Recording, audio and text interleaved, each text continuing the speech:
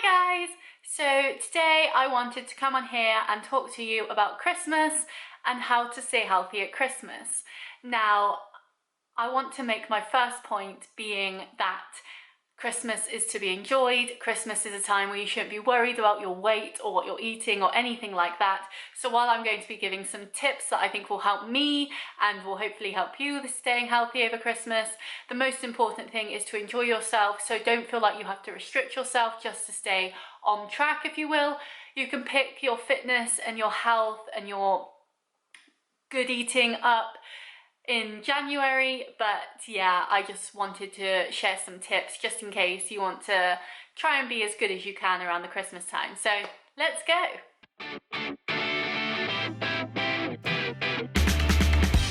So carrying on from my first point, I think the most important thing is that Christmas is to be enjoyed. You should be enjoying yourself. You shouldn't be feeling bad because you've had a mince pie or a Bloody Mary or a mimosa with breakfast. You shouldn't feel bad for having calories that you might not normally have, if you get what I mean, like chocolates and sweets and other little things like that. And really, Christmas is to be enjoyed, so don't be too harsh on yourself. You can make small changes, which I'll get into, which I'm planning to do, to try and minimize the amount of weight you might gain. But at the end of the day, if you really want like extra roast potatoes with your dinner, have it. If you want to have a big Christmas dinner and then dessert afterwards, have it. If you want to like make a big breakfast and then have a big lunch and dessert, have it. It's absolutely fine. Your fitness goals will wait. One day or 1 week out of the whole 52 weeks of the year isn't going to change everything. It's not going to put you back to where you started. You're still going to have that progress that you made before. And so while I think there are little things that you can do to change it, the overall thing is just enjoy yourself, make right decisions, and just do what you think is best for you, regardless of what that actually is. So the one thing that I'm really going to be looking at, and this is something that I kind of have taken from places like Toby Carvery and other carveries around me, is being able to choose your portion. So for example, when you go to Toby Carvery, they give you a plate and they give you your meat, of course, but everything else is free-for-all. So how much stuffing you want is up to you. You can have like 20 roast potatoes if you want. You can pile it high. So I definitely say one thing for Christmas and something that you can take control of is, if you can plate up your own food yourself, then you know exactly what's going on it. So say you want half of your plate to be vegetables, a quarter of your plate to be like meats, and the other quarter to be other extras like roast potatoes, stuffing, then at least you know that you will be able to portion it up like that. Whereas if someone else is plating it for you,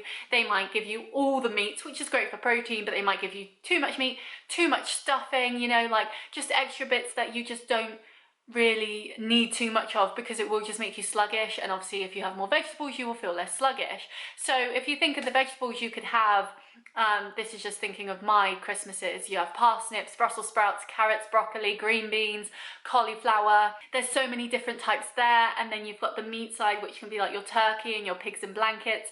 And then you've got, and stuffing if you have meat stuffing, but we normally have sage and onion.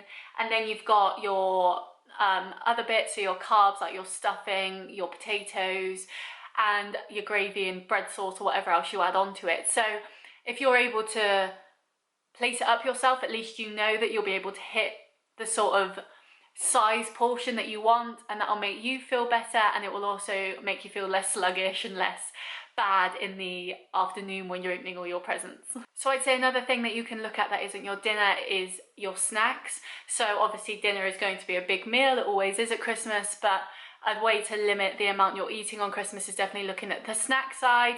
So like I said at the start, if you want dessert, if you want this, that, the other, then you can have it.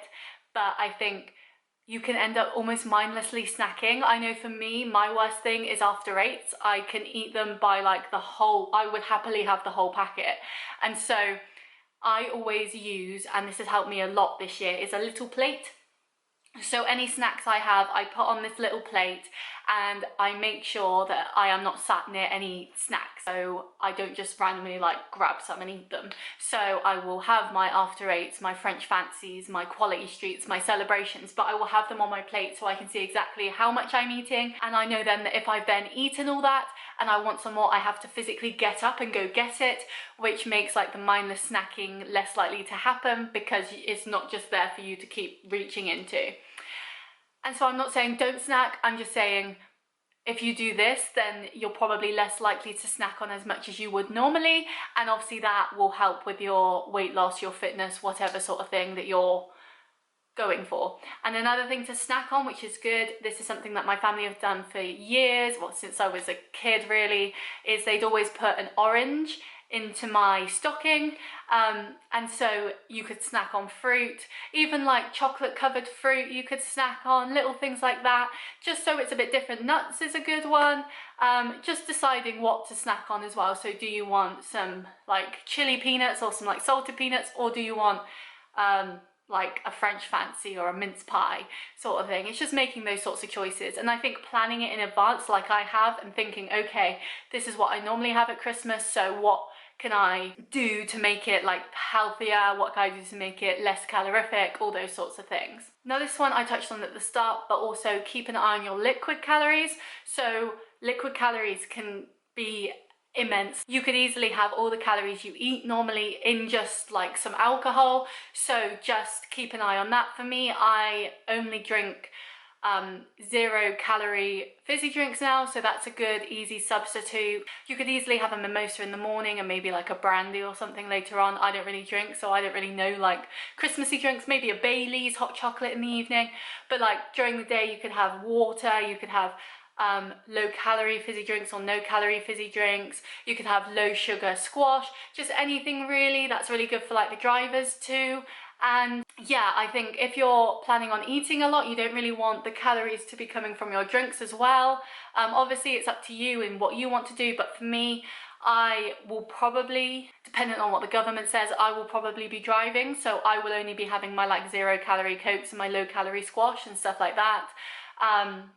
But yeah, it's just working out what fits in for you and what works for you really. And the final tip I have is for after Christmas. So say you're the one that's hosting and you've got all the ingredients left over after you're done on Christmas Day. I know lots of people are like turkey sandwiches, the thing from Friends with the gravy area and stuff. Like, I feel they can get a bit boring after a while, so what I think would be really good is downloading an app that has a lot of recipes on it. I use BBC Good Food. I have had a few issues with them recently, but I still use them because they are the most user-friendly that I found, and they're free.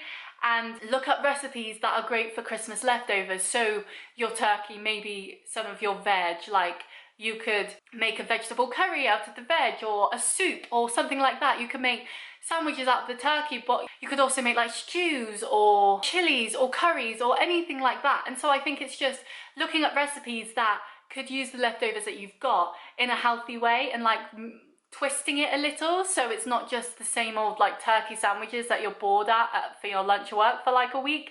You can have some variation, and then that means that there's less food waste, which is very good for like the environment and all that sort of stuff, but also you're getting nutritious meals that you've planned ahead. You know they'll taste great because you've already eaten it on Christmas Day sort of thing.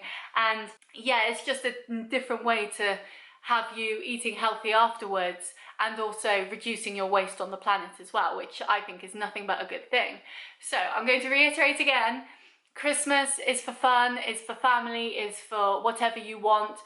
Loads of people talk about Christmas food because it's such a huge staple in like British culture, and so enjoy yourself first and foremost. But if you're like me and you're very regimented with what you eat, and days like Christmases and birthdays just throw you off a bit because you're like, oh, I don't want to eat all this food, or you know, especially for me, my body has gotten so used to its way of eating that if I do eat like a bigger meal, I just feel absolutely disgusting, like my stomach actually hurts from how much I've eaten sort of thing. So if you're like that, you're able to prepare early. You're able to think, okay, I'm going to be eating this and that and not this. You can give yourself like 1 or 2 French fancies instead of the whole packet. You can have a chocolate Santa, but maybe like cut it up. That sounds really mean to cut up Santa, but cut it up to have it over a few days. One thing that I really want to do this year is if anyone buys me like chocolate gifts or anything like that, I would prefer them in multi-packs. So you know how you get those, like those big bars of Galaxy? I'd rather get like a multi-pack, 4-pack of Galaxies, because then I know that I can eat that into January and beyond, and I won't just sit there mindlessly eating it because you only have the one bar, etc. Little things like that. It's just making smart choices. And so I hope you enjoy your Christmas. That's the most important thing. But if you are worried about going off the rails or losing your progress, you won't lose it all. You may gain a bit of weight, but that's perfectly natural, that's perfectly normal. It's Christmas after all, it's absolutely fine. You can pick it up again in January, there's no problem there. And as I said, 1 week out of 52 isn't going to ruin everything that you've done for like the last year. It's perfectly fine. So I hope you enjoyed this video. I'd love to know what your Christmas dinner plans are, your food plans. Like, are you just going to say stuff it and eat everything because it's Christmas, or are you going to try and be more regimented like I am? I'd love to know. And if you enjoyed this video, please like and subscribe, and I'll see you next time. Bye!